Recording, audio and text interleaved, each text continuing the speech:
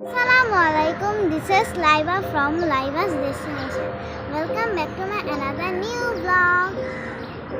আজকে আমার ডেস্টিনেশন ঢাকার বলধা গার্ডেন। আমরা চলে এসেছি বলধা গার্ডেনের গেটে। যদিও সেদিন শুক্রবার ছিল, ব্লগটি আপলোড হচ্ছে পরে। গেটের সামনে থেকে শবনম আন্টি সবাইকে কোল্ড ড্রিঙ্কস কিনে দিল। আমরা কোল্ড ড্রিঙ্কস কেনার পর টিকিটও নিয়ে নিলাম। টিকিট 20 টাকা করে। আমরা গার্ডেনের ভিতরে যাচ্ছি। এত গরম ছিল যে আমাদের অবস্থা তো খুব খারাপ। আমি ভেবেছিলাম এখানে বড় বড় রাইড আছে, কিন্তু গিয়ে দেখি এখানে শুধু গাছ আর গাছ, তার উপর এক্সট্রা প্রচণ্ড গরম। একটু বাতাসও নেই। এই যে বোর্ডটা দেখলেন, এটার মধ্যে বলধা গার্ডেনের সব ইতিহাস লেখা আছে।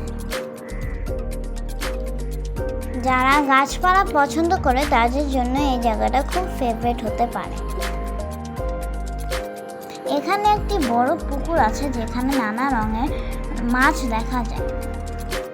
আমি অবশ্য এখানে এসে নতুন নতুন গাছ দেখেছি, যেগুলো আমি আগে কখনো দেখি। যেমন এটা হচ্ছে সোনালু গাছ।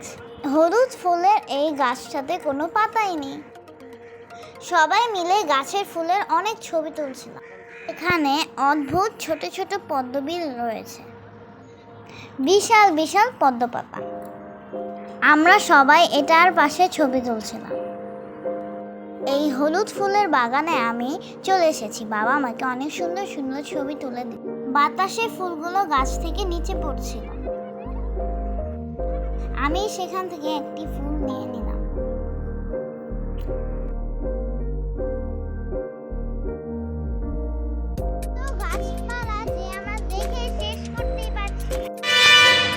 আজকে শবনম আন্টি ফ্যামিলি আমার ফ্যামিলি বলধা গার্ডেনে ঘুরতে এসেছে। এটা হচ্ছে হ্যালো। বলধা গার্ডেন থেকে আমরা চলে যাচ্ছি। আমরা এখন চলে যাচ্ছি বাতি ঘরে। বিশ্ব সাহিত্য কেন্দ্রের একটি সংগঠন বাতিঘর। চলে এসেছি আমরা বাতিঘরে। বাতিঘর হলো আমার নিউ এক্সপেরিয়েন্স। আহা, কি সুন্দর জায়গাটা।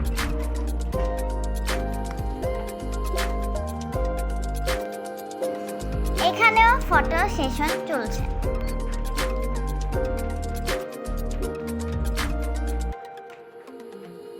তোলাই হচ্ছে বাতিঘরে একটি ছোট লাইব্রেরি। এখান থেকে বই পড়তেও পারবেন, আবার কিনতেও পারবেন। আমরা 7 তলায় মূল বাতিঘরে চলে এসেছি। ওরে বাহ, এত বই! I am so excited. আমি তো ছুটোছুটি করতে লাগলাম বইয়ের মাঝে। আমি কখনো এত বড় লাইব্রেরিতে আসিনি। কোন বই রেখে কোন বই দেখব। আয়ান অলরেডি 2টি বই কিনে ফেলেছে। এটা হচ্ছে কিডস জোন।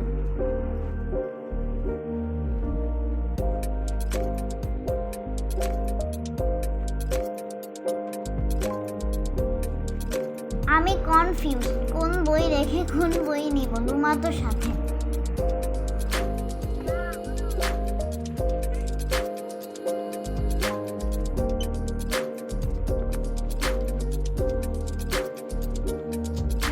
বাতি ঘরের এক কর্নারে কফি সেকশন ছিল।